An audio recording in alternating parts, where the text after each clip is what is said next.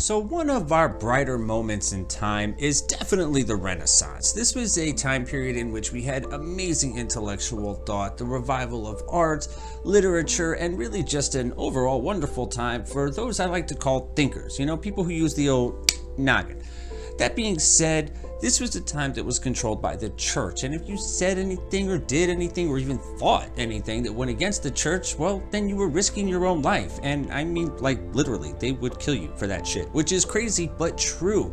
So if you're determined to get a message out, a secret out, what do? Well, you hide some shit in your paintings and in your literature and hope that someone somewhere down the line will decipher this message, and that is what I want to do today. I want to look at 3 paintings from the Renaissance that seem to depict something fantastic, and even though the answer seems to be slapping us in the face for one reason or another, we cannot seem to admit what we're seeing. And maybe it's because academics tells us the painter was trying to portray this and do this and they mistook it. Bullshit, okay? Bullshit. These individuals were brilliant and they spent years on these paintings. They were very meticulous and nothing is by accident. So let's look at these paintings and you tell me, what is the artist trying to tell us?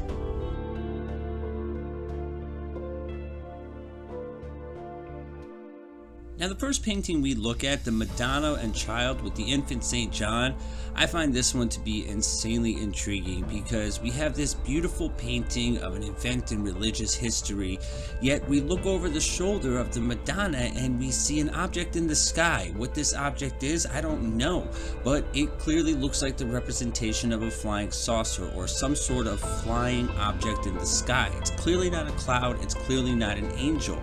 And when you look to the lower right portion of the painting, this is where it becomes phenomenally intriguing.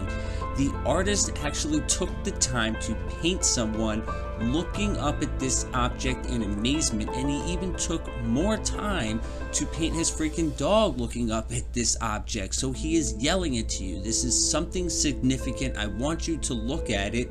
What is the artist trying to tell us here?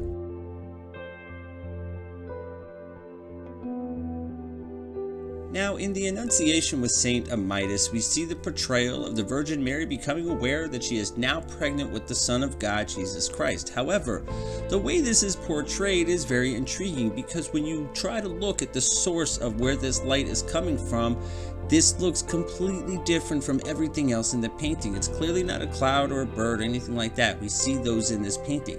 This is a circular object that looks very similar to what we would call a flying saucer today. This is what we would draw. They have rings within rings, these white rings, gold rings, and then this light shooting out from the center.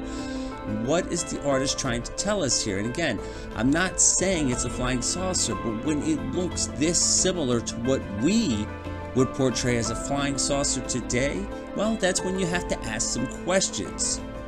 Oh, and also, what's up with this dove? I could never wrap my head around. Does anybody have any opinions on this dove? What it means, what it is?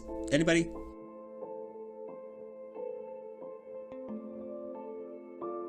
Now, I wanted to save the Baptism of Jesus painting for the last one because if there was ever a painting that was trying to scream something at you, that would be this one.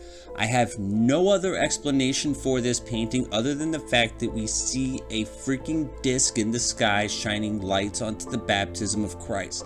Again, I do not know what the artist is trying to tell me here. I only know what I see.